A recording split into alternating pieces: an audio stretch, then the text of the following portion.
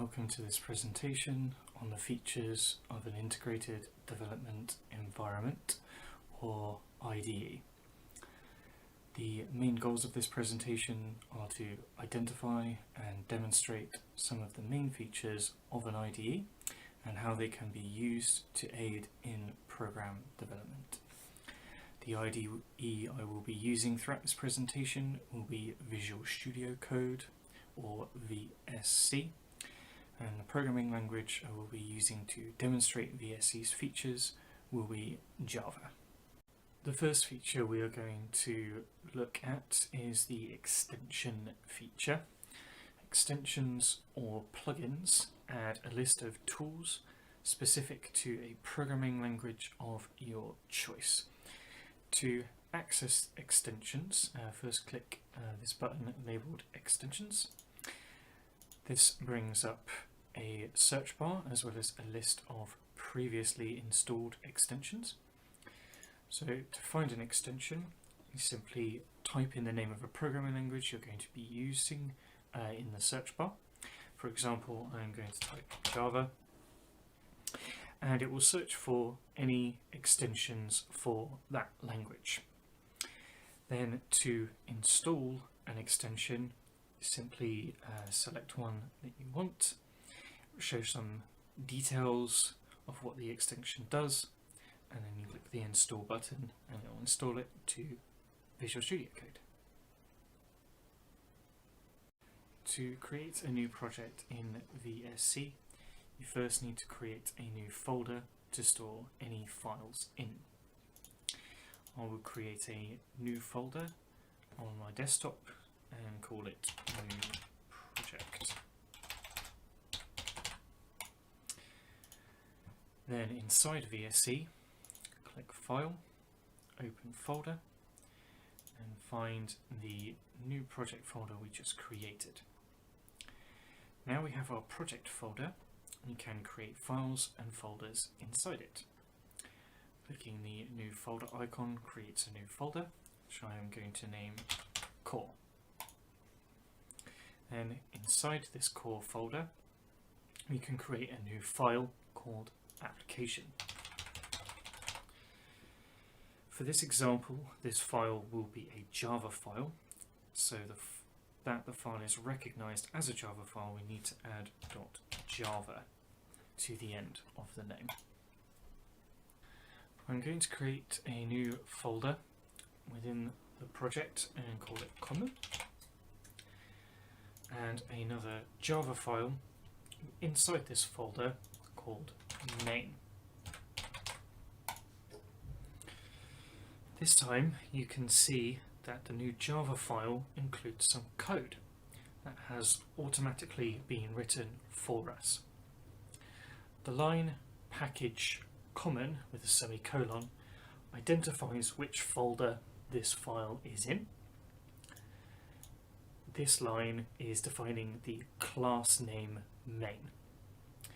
VSC has done this because in Java it knows that the file name and class name must be the same. VSC will add code like this on any subsequent files that are created. There are a few different ways to navigate around VSC. We have this left-hand side Explorer panel here showing all the files and folders. But once files have been opened, you can see they appear as these separate tabs which you can switch between. You can also click the split editor button here to be able to see multiple files at once, so you can work on them at the same time. Intellisense in VSC is a code completion aid, and here are some examples of its features. So if I start typing the word system here, this box appears just after 2 letters with a list of predictions. Now you can either select an item from this list or just press Tab on the keyboard, and Intellisense will complete the word for us. Now, if I press full stop, it will bring up another list of suggestions. So I'm going to select out, full stop again, tab, and it adds all this code in automatically. And all I need to do is fill in what needs to go in the brackets.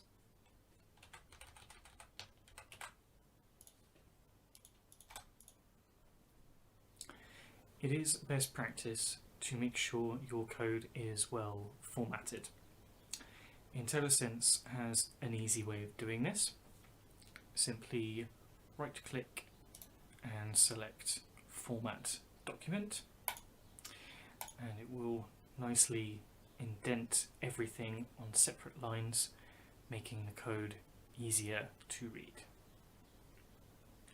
Another nice touch is how Intellisense color codes syntax. For example, notice how these description words, public and class, are both in navy blue. If I were to make a public string variable called string,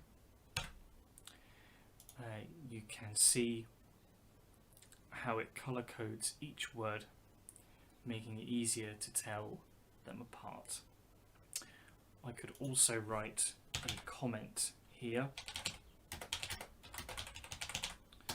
which appears in a dark green color. Another feature of VSC is the integrated terminal. One use for this terminal is to test the program you are currently working on. If I click the Run button here, VSC opens the terminal and we can see the output of the program just here. The terminal can also be used to input commands directly. For example, if I wanted to compile the current Java file, I can do that by typing javac and then the name of the file. Okay, and you can see that this has created the compiled file application.class.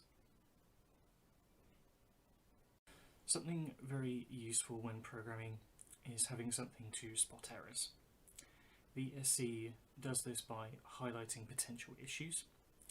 There are some different ways VSC does this.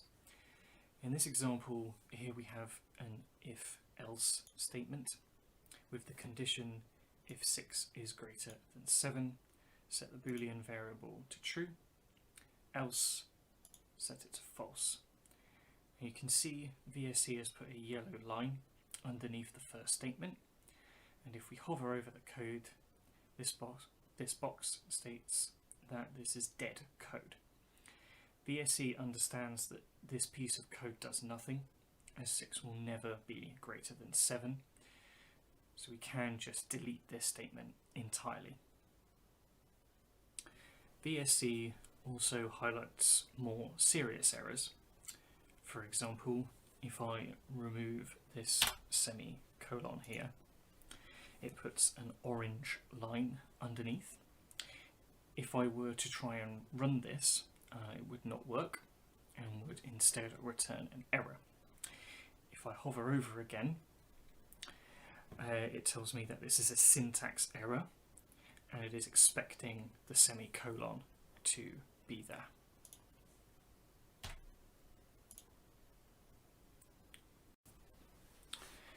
GitHub is a useful repository for storing and sharing programming code, and VSC has some direct integration with GitHub to make the process of sharing code easier.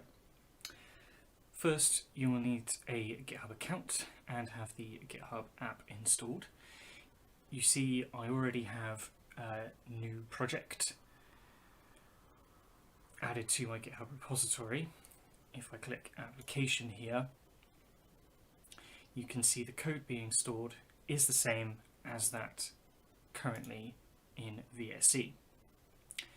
Now, if I were to change this code in any way, for example, add some additional text in here, this is now different to what is saved on GitHub. To update GitHub, I must first open the GitHub app, see how the app recognizes what has been changed. So to update, click commit to master, and then click push origin. Once that is done, if we go back to the repository and hit refresh, it will update with the new code. To summarize then, I have shown how to add extensions to Visual Studio Code, how to create new projects, files and folders within VSE and how to navigate through them. Demonstrated some of the uses of Intellisense as well as the integrated terminal. Shown some examples of how VSE can help with spotting errors in your code, and finally how VSE can be integrated with GitHub. I hope this presentation was in some way useful to you, and thank you very much for listening.